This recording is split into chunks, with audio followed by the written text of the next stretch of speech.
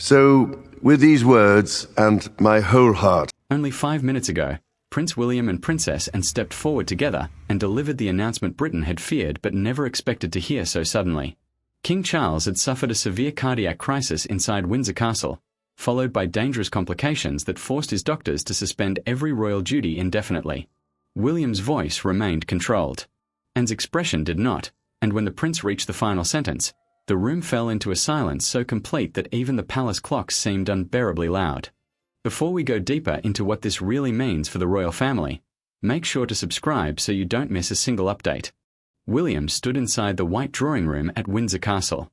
He kept both hands against the lectern while Anne remained beside him holding a handkerchief she never raised. Their appearance confirmed the crisis had become a national emergency. The prince explained what happened.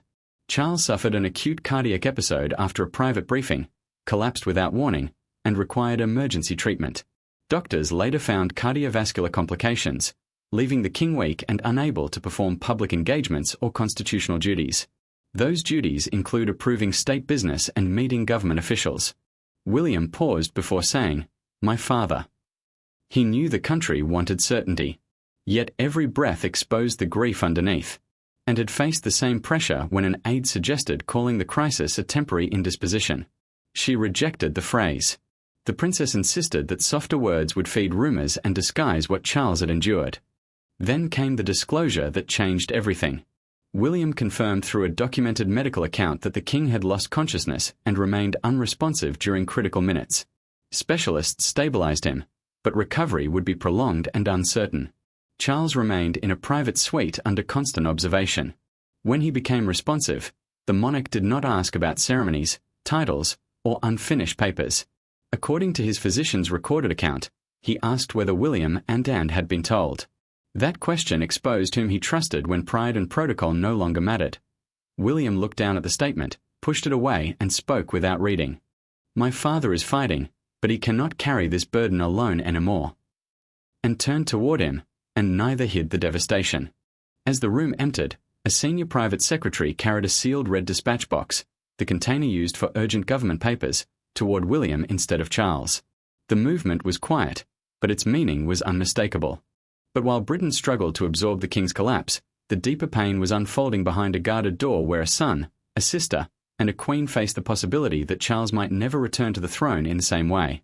The announcement belonged to the nation, but the fear belonged to the family. Behind Windsor's formal walls, Prince William was not preparing to become king. He was trying to understand how quickly his father's strength had disappeared. Princess Anne was not thinking about royal protocol. She was remembering the brother who had quietly admitted weeks earlier that he was exhausted. And Queen Camilla, seated alone beside an untouched cup of tea, was confronting a future she had never allowed herself to consider. William entered a private sitting room and asked the waiting aide to leave. The prince removed his cuff links with unsteady fingers, then placed them on the table as though even their weight had become too much.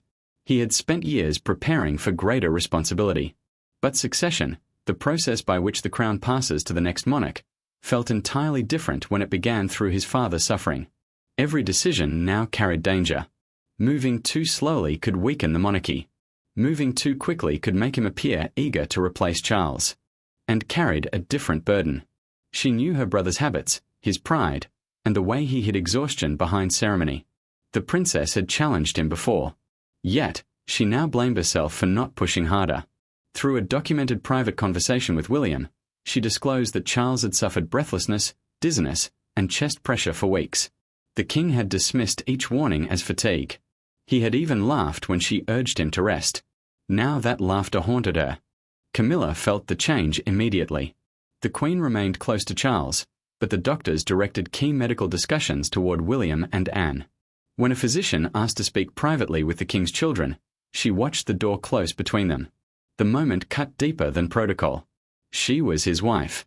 Yet suddenly she stood outside the circle, deciding what came next. Catherine found William staring at a framed photograph of Charles beside Prince George. The princess sat beside her husband and waited until he finally spoke. He admitted that he could manage the crown's machinery, meaning the daily system of royal duties, approvals, and official responsibilities. What he could not manage was telling his children that their grandfather might not recover. Catherine placed her hand over his and told him that honesty had to begin at home. Camilla later confronted and in the corridor. She asked why she had not stood beside William during the announcement. The princess answered with quiet firmness. The country needed stability, not marital grief. The Queen's face hardened, but she remained silent as and walked away. That evening, a specialist handed William a confidential medical summary. One date stopped him cold. The night of a recent investiture rehearsal, a formal ceremony practice the palace had called uneventful. The family believed the collapse began in one terrible moment, but the file pointed backward to the night Charles's body warned everyone and the palace chose silence. 3 weeks before the announcement, King Charles stood inside St. George's Hall, rehearsing an investiture he had insisted on attending. Halfway through the procession, his right hand tightened around the back of a chair. His face lost its color. For 11 seconds, he could not answer when Princess Anne called his name. The ceremony was stopped, the doors were closed, and every witness was instructed to describe the interruption as a scheduling delay. That was the moment the crisis truly began, and reached Charles before anyone else. She caught his arm as he struggled to breathe and ordered the rehearsal stopped. An investiture is a formal ceremony where the monarch presents honors to members of the public, and cancelling one without explanation would immediately raise concern. The king refused an ambulance, but his sister threatened to end the entire event unless he agreed to be examined nearby.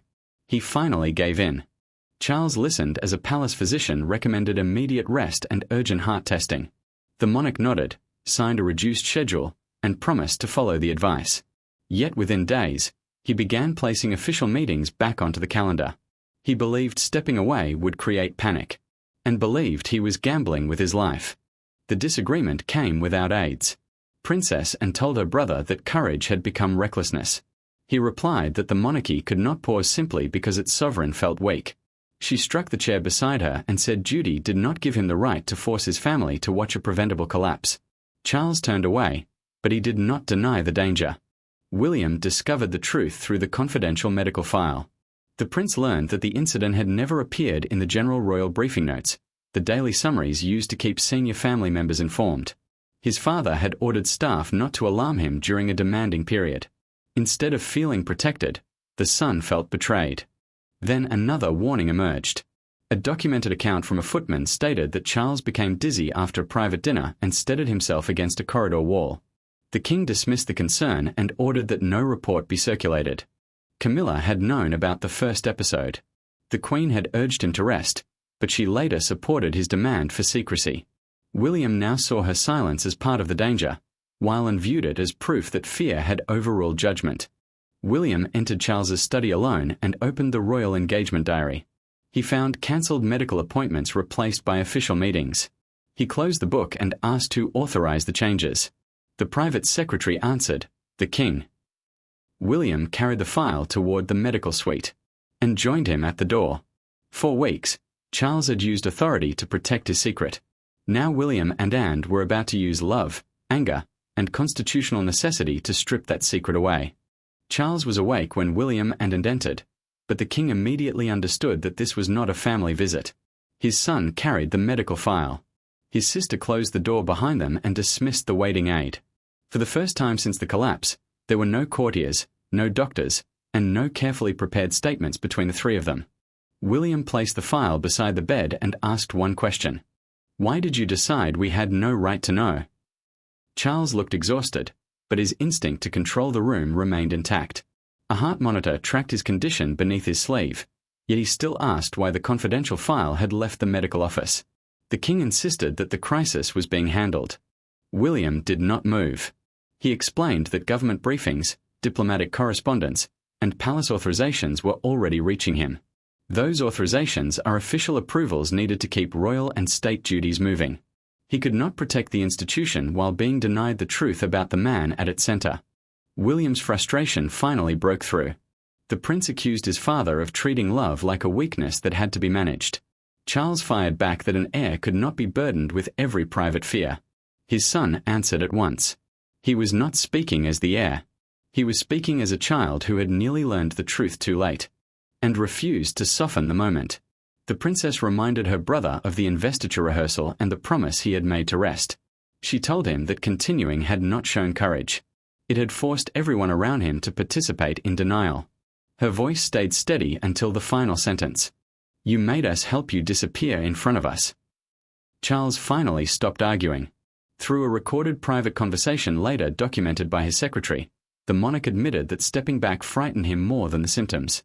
He believed that once William carried the full burden, the country might discover how easily the crown could function without him. William opened the specialist's report and read the conclusion aloud. Even if Charles stabilized, returning to his previous workload could trigger another catastrophic episode. The king closed his eyes. That silence confirmed he already knew. Charles reached for his fountain pen and held it above the dispatch box, the secure case used for urgent government papers. Then he placed the pen beside it without signing anything. William opened the door and found Camilla waiting. The Queen looked past him toward her husband, but stepped forward and said the family now had to decide what came next. The concealment was over. But while Charles remained king in name, someone else would have to hold the monarchy together in practice. Before sunrise, the red boxes stopped traveling to the king's private suite.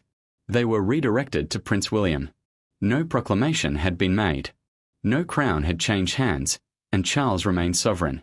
Yet inside Windsor, the machinery of monarchy had already shifted. And stood beside the long table as advisers placed schedules, security briefings, and government papers before her nephew. William did not sit in his father's chair. He chose the one beside it, a gesture of loyalty that also revealed the painful truth. William took control of high-level briefings, public engagements, and urgent communication with government officials.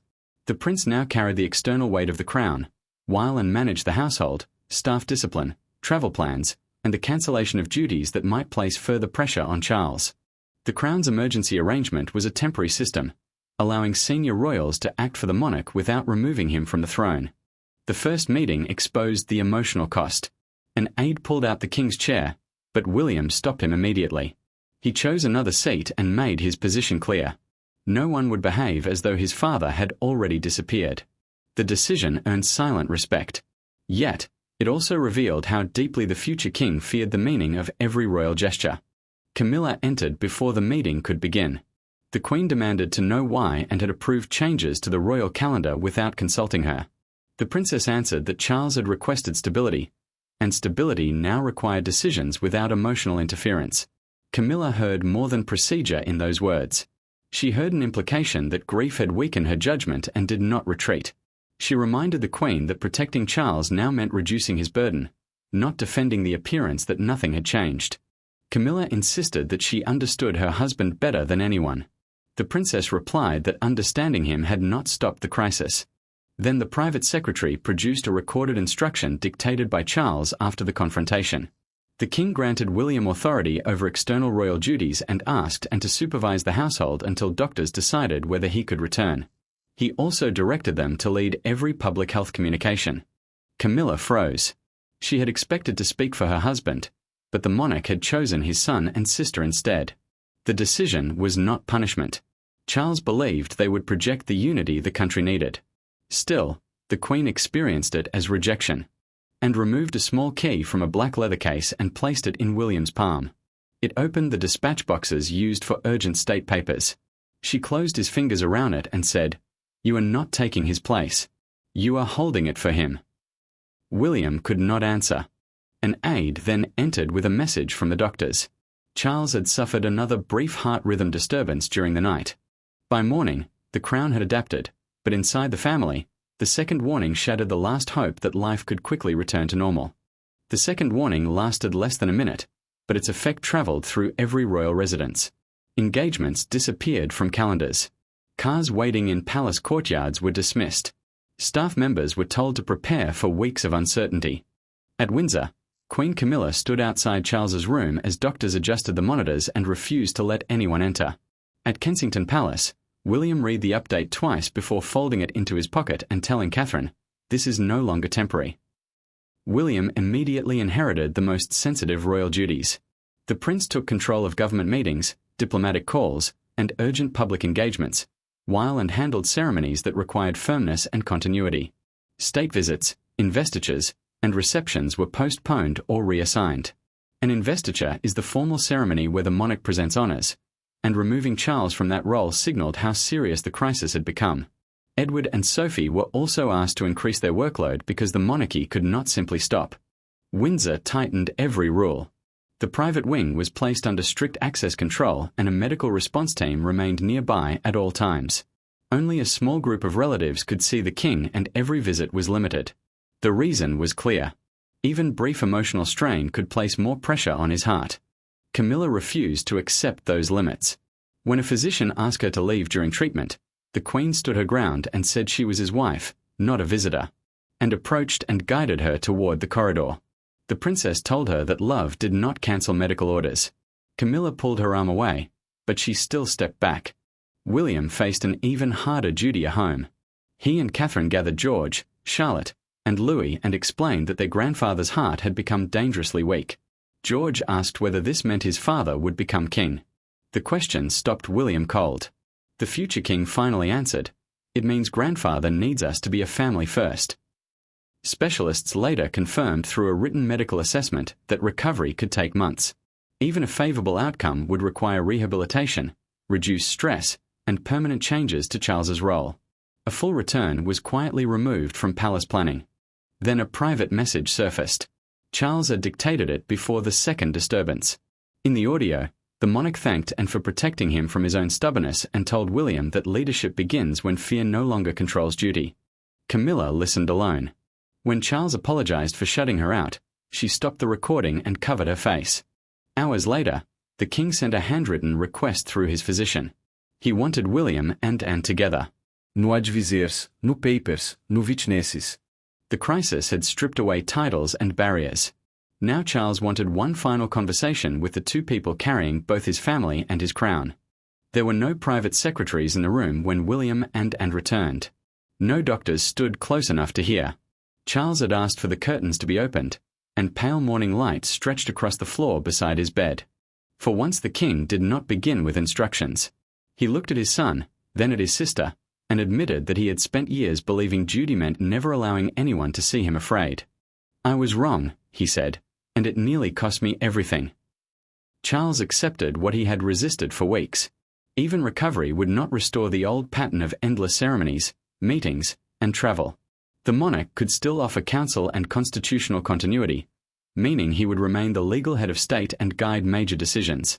But the visible burden had to move toward William, whether the family felt ready or not, and listened without interrupting. The king asked his sister to remain beside his son during the transition because she possessed the honesty he had often rejected, and William would soon need. The princess promised to serve the crown, but she made one thing clear. Before titles, procedure, and duty, she was still his sister. William refused to let the moment become a farewell. When Charles began speaking as though his reign had already ended, the prince stopped him. He would accept responsibility, but he would not turn a medical crisis into a funeral before death had occurred. His anger no longer came from betrayal. It came from hope. Charles finally apologized. Through the private conversation later documented by his secretary, the monarch admitted that he had hidden his symptoms because William's readiness frightened him. Watching his son succeed would have filled him with pride, but it would also have proved that the crown no longer depended on him. William answered quietly, "Being needed and being loved are not the same thing." The words broke something open. Charles agreed to authorize a long-term transfer of major public duties while retaining the throne during recovery. The arrangement would prevent the monarchy from being trapped between denial and sudden succession. And received one final assignment. The king asked her to stop palace factions from turning his illness into a struggle between William and Camilla. She accepted but warned that peace would require boundaries, honesty, and decisions some relatives would hate. Charles extended his hand toward William, and placed hers beneath her brother's wrist to support it, and the prince closed both hands around them. No oath was spoken, yet the promise was clear. The king would stop pretending. The heir would stop fearing responsibility. The sister would hold them together. Charles then approved a second national statement. Camilla would stand beside William and Anne as part of a family accepting change. The private promise gave them direction, but the decision still had to survive the gaze of millions waiting beyond Windsor's gates. By afternoon, the long walk outside Windsor Castle was no longer empty. Families arrived carrying flowers. Veterans stood silently beneath regimental umbrellas. A handwritten sign rested against the gate. "You served us. Now let them care for you."